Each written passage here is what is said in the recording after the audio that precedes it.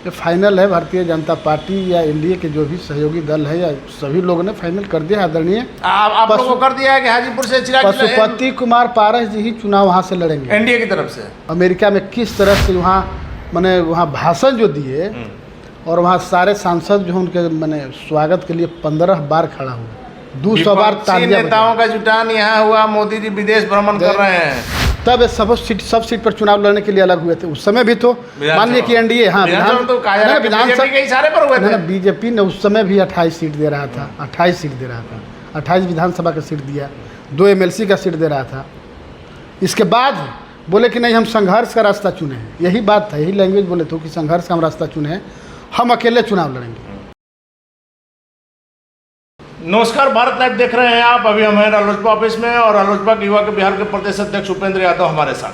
कल दिल्ली में मणिपुर की हिंसा को लेकर के विपक्षी दलों की बैठक हुई थी गृह मंत्री अमित शाह के साथ। उसमें केंद्रीय मंत्री पशुपति कुमार पारस तो शामिल हुए, लेकिन चिराग पासवान कहीं नजर नहीं है। इन्हीं मुद्दों पर बात करेंगे।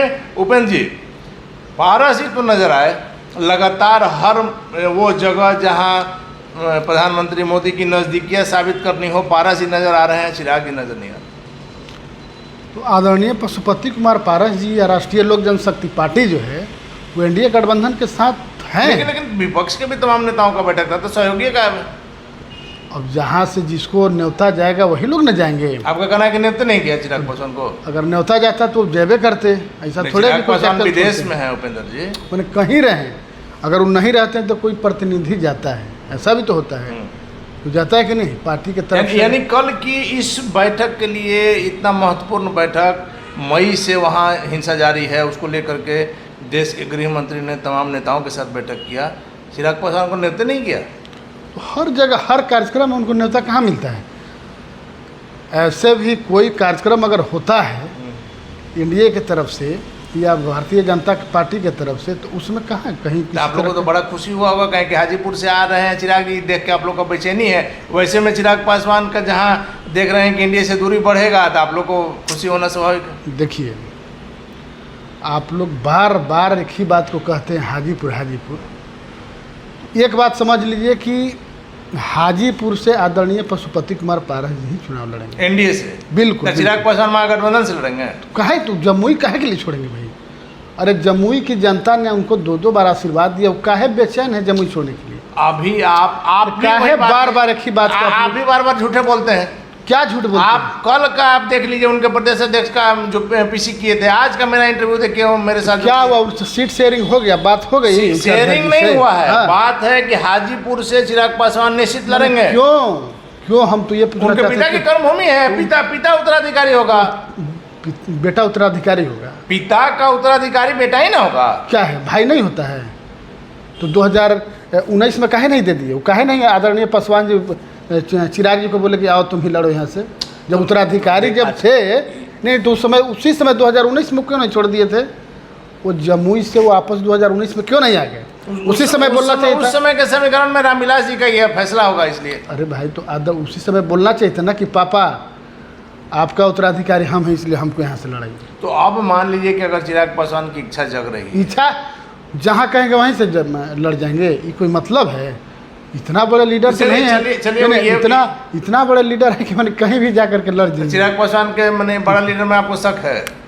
और कुछ आगे पूछिए, और कोई बताइए ना कि एक ही बात को आप लोग एकदम रट लगाए हुए हैं, इसलिए फाइनल है। ये फाइनल है। भारतीय जनता पार्टी या एनडीए के जो भी सहयोगी दल है या सभी लोगों ने फाइनल कर दिया। आदरणीय आप लोगों को कर दिया है कि हाजीपुर से चिराग पशुपति कुमार पारस जी ही चुनाव वहाँ से लड़ेंगे एनडीए की तरफ से। सीट डेली बदला जाता है। एनडीए की तरफ से, एनडीए की तरफ बीजेपी ने आश्वस्त कर दिया है, एकदम एनडीए की तरफ से लड़ेंगे हम लोग। और इसके बाद आप उनसे चिराग जी से पूछिए ना कि क्यों मतलब जमुई क्यों छोड़ना चाह रहे हैं? उनका कहना है कि पिता की कर्मभूमि हम नहीं छोड़ सकते। पिता का कर्मभूमि है तो बाद में भी लड़ा जा सकता है, ऐसा थोड़े कि अभी लड़ना है। पिता का कर्मभूमि है तो अभी तो बहुत समय है, अभी जमुई की जनता का सेवा करें। लेकिन उनको आशीर्वाद देकर के 2-2 बार भेजा है लोकसभा। जी चलिए मान लिया जाए 2 मिनट के लिए कि एनडीए की तरफ से पारस जी को अगर मिलता है, आप ही की बात मान ली हाँ। कि बीजेपी ने आश्वस्त किया कि आप तैयारी कीजिए, आपको मिलेगा, और नहीं, लगातार बिल्कुल, केंद्रीय मंत्री बिल्कुल अपने एरिया में घूम रहे हैं हैं। तो भी उस लोकप्रिय। स्थिति में क्या होगा जब चिराग पासवान महागठबंधन से ताल ठोक देंगे हाजीपुर से? उस समय फिर कोई लड़ाई रहेगा? यहाँ कोई लड़ाई नहीं है। फिर कहा जाता है कि चिराग पासवान अगर हाजीपुर से लड़ेंगे तो सामने वाले की जमानत जब्त हो जाएगी। कोई लड़ाई नहीं होगी तो समय बताएगा ना, जमानत किसका जब्त होगा वो तो समय बताएगा। आपका कहना है कि चिराग पासवान किसी दल से आ जाए कोई लड़ाई नहीं, आपके मंत्री जी ऐसे- एकदम हम बता रहे हैं ना कि एनडीए के प्रत्याशी के साथ वहाँ किसी का लड़ाई नहीं है। बिहार का, पूरे देश का हम बात बता मोदी रहे जी हैं। के चेहरे पर एकदम एकदम बिल्कुल। चलिए, देखे नहीं, अमेरिका में गए, मिस्र में कल थे, अमेरिका में किस तरह से वहाँ मैंने वहाँ भाषण जो दिए, और वहाँ सारे सांसद जो उनके मैंने स्वागत के लिए 15 बार खड़ा हुआ, 200 बार विपक्षी तालियां नेताओं का जुटान यहाँ हुआ, मोदी जी विदेश भ्रमण कर रहे हैं। वो विपक्ष ये को देखिए, मोदी जी मेरी बात को आप इसी तरह कर रहे थे कि विपक्षी एकता समन्वय नीतीश कुमार ने करके दिखा दिया। कर लिए तो उससे क्या हो जाएगा? देखिए सब एक्सपायरी मेडिसिन है, एक्सपायरी मेडिसिन समझ रहे, एक्सपायरी दवा जो खाता है आपको लग रहा रिएक्शन हो है जाता कि है। 2 दिनों पहले जिन विपक्षी नेताओं का जुटान नीतीश कुमार ने एक मंच पर किया वो संभव था? वो देखिए, ये सब एक मैंने पिकनिक मनाने के लिए लोग आए थे, एक पिकनिक सब लोग कर रहे हैं बस लिट्टी चोखा खाने के लिए। एकदम बस पिकनिक को मनाए और चले गए। ये सब समझिए कि फ्यूज बल्ब के लड़ी है, फ्यूज बल्ब जो होता है वो सब उसी का लड़ी है। अब जितने लोग आए थे करीब करीब 155 के या 153 ये सब एक्सपायर हो गए हैं। इस सब से अपना राज नहीं संभाल रहा है देश, कहाँ से लोग संभालेगा? इतनी कैपेसिटी नहीं है। आज पूरे विश्व में भारत का डंका बज रहा है। लेकिन भारत में भी तो 2024 पहले में कहाँ मोदी जी होता का था? डंका बजना चाहिए। मैंने पहले कहाँ ऐसा होता था? 2024 में हम लोग दावा के साथ कहते हैं कि 2/3 बहुमत के साथ सरकार बनेगी 2024। 303 तो बीजेपी का भी है। हाँ, तो बोलिए ना कि 2/3 से ऊपर से 400 प्लस इस बार बोले से ज्यादा एकदम ज़्यादा होगा। अब रिजल्ट आएगा 2024 में तो देखिएगा। चलिए, विपक्षी अभी एकता में का आपने देखा लालू जी का वक्तव्य देखा आपने। आदरणीय नरेंद्र मोदी जी को विकास को देख करके पूरे विश्व इनसे सीख ले रहा है। नीतीश कुमार ने भी तो यहाँ विकास किया है बिहार। आप नीतीश कुमार के बाद से आप टेंशन में आते हैं, चिराग पासवान के बाद से टेंशन में आते हैं। नीतीश कुमार जी का कोई घर का था? ये सारा केंद्र सरकार मोदी जी का घर का था तो सब लोग काहे नहीं कर देता था? देश आज़ादी के बाद पैसा है जनता ही का पैसा। नहीं, ठीक है, जनता के पैसा था तो 60-65 साल पहले काहे नहीं कांग्रेस सरकार जब रही इतना दिन, 5 दशक रही तो काहे नहीं कर विपक्ष को कह रहा है कि सब चीज़ आप लोग बेच रहे हैं, सारा उसी का किया हुआ। तो आखिर मान लिए कि विकास जब नहीं हुआ तो इतना डंका क्यों बज रहा है? पहले क्यों नहीं बजता? लालू जी की बातों का क्या लीजिए? लालू प्रसाद यादव कोई बात ऐसे नहीं करते, हवा में नहीं करते। लालू प्रसाद ने एक बार फिर से दिखा दिया कि किंग मेकर है। जितने नेता है सब लालू प्रसाद के चरणों में थे, लालू प्रसाद से उनके घर मिलने के लिए गए। अरे देखिए, इस सब का कोई अब काम नहीं रह गया। इस सब को कोई काम नहीं है तो कुछ ना कुछ करेंगे ना। और बाद में ये तो अभी फर्स्ट मीटिंग लोग का था ना। देखिए, अरविंद केजरीवाल बीच में से उठ के चले गए ना। लेकिन अरविंद केजरीवाल चले गए और 1-2 नेता थे। तो कहा जा रहा है उन लोग का फ्लाइट था, इसलिए फ्लाइट क्या है? जब मीटिंग करने आए थे तो फ्लाइट क्यों था?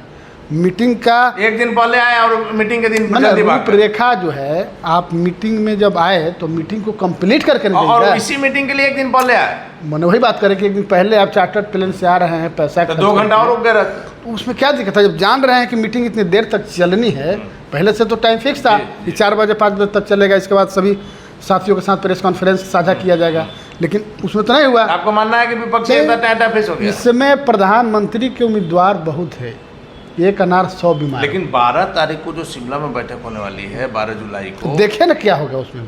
अब धीरे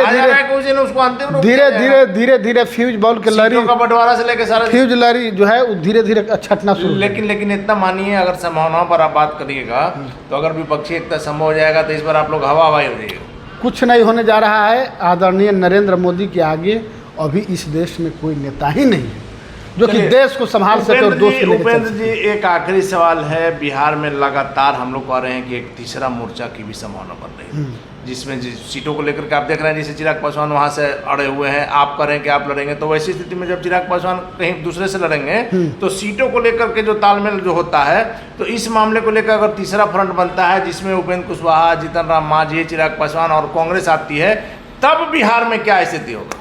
उपेंद्र कुशवाहा वगैरह तो हैं ही इंडिया के साथ। चिराग जी जा सकते हैं, चिराग चले जाए, एकदम- मांझी चले जाए, हाँ ना, मांझी जी का है अभी ना मांझी जी तो समर्थन कर दिए। अभी कर रहे हैं, लेकिन तीसरा मोर्चा अगर बनता है सीटों को लेकर के, अगर बवाल होगा तो अपना अपना ज्यादा सीट से लड़ने के लिए ये समीकरण बनेगा, तो इसको आप खारिज करेंगे। चिराग जी जा सकते हैं, आदरणीय चिराग, जो मुख्यमंत्री के उम्मीदवार हैं वो अपना थर्ड फ्रंट बनाएंगे।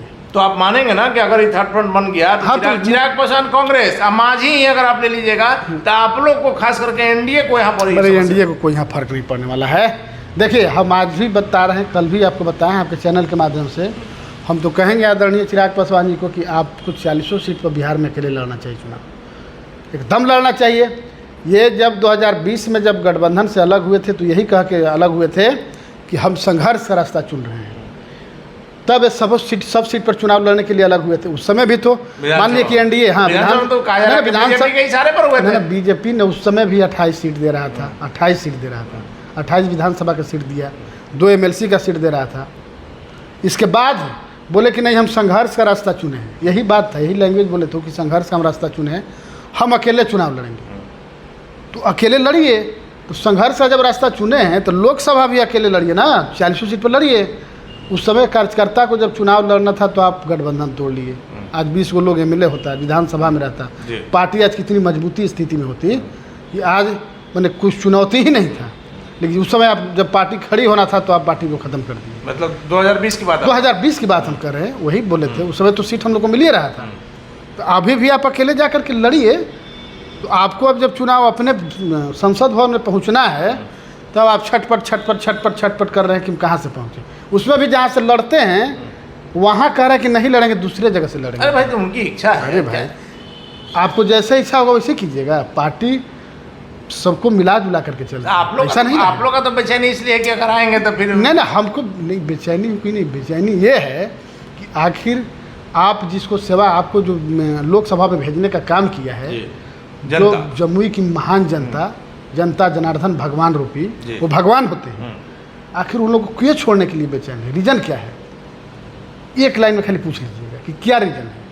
चलिए, तो रीजन क्या है? उपेंद्र यादव का बड़ा सवाल चिराग पासवान से कि आखिर जमुई जहां की जनता ने, जहां की महान जनता ने आपको 2 बार जिताया, उसको छोड़ करके हाजीपुर क्यों आना चाहते हैं, उपेंद्र यादव का सवाल है। और एक सलाह भी है कि जिस प्रकार से 2020 में आपने अकेले चुनाव लड़ा, कहा कि संघर्ष का रास्ता चुनेंगे, तो 2024 में लोकसभा की, बिहार की 40 सीटों पर चुनाव लड़ने का चैलेंज किया है उपेंद्र यादव ने। साथ ही साथ विपक्षी एकता को लेकर के साफ तौर पर कहना है कि प्रधानमंत्री मोदी के चेहरे पर विपक्ष कहीं टिकेगा नहीं। और हम लोग आपको लगातार 2 दिन पहले से कह रहे हैं, जिस दिन यहाँ विपक्षी एकता की बैठक होनी थी उस दिन से, कि विपक्ष जो है वो जिस प्रकार का तस्वीर सामने है, जिस प्रकार की तस्वीर सामने है अरविंद केजरीवाल से लेकर के ममता बनर्जी की, निश्चित तौर पर विपक्षी एकता संभव नहीं। साथ ही साथ एक बड़ी बात यह भी है कि उपेंद्र यादव का दावा है कि केंद्रीय नेतृत्व ने, बीजेपी के शीर्ष नेताओं ने पशुपति कुमार पारस को आश्वस्त किया है कि आप हाजीपुर में चुनाव की तैयारी कीजिए, आपको सीट वहीं से मिलेगा। लगातार ये खबरें आ रही थी कि हाजीपुर से इस बार पशुपति कुमार पारस नहीं लड़ेंगे। वैसे में उपेंद्र यादव की बातों का क्या सच्चाई है, यह तो वक्त बताएगा। फिलहाल आप बने रहे भारत लाइव के साथ। अगर ये वीडियो पसंद आई और वह बिहार के राजनीति और बिहारियत से सरोकार रखेनी तो सब्सक्राइब बटन दबा के चैनल के सब्सक्राइब कर ली। ओजे एगो घंटी बा, ओकरा बटन दबा देला से कुल सटीक और मारक खबर रुआ मुफ्त में मिल जाई। अगर रुआ पत्रकारिता के हमनी के नया प्रयोग में सहयोग कर चाहतानी तो ज्वाइन बटन दबा दी। पेटीएम नंबर नोट कर ली 9386816700। धन्यवाद।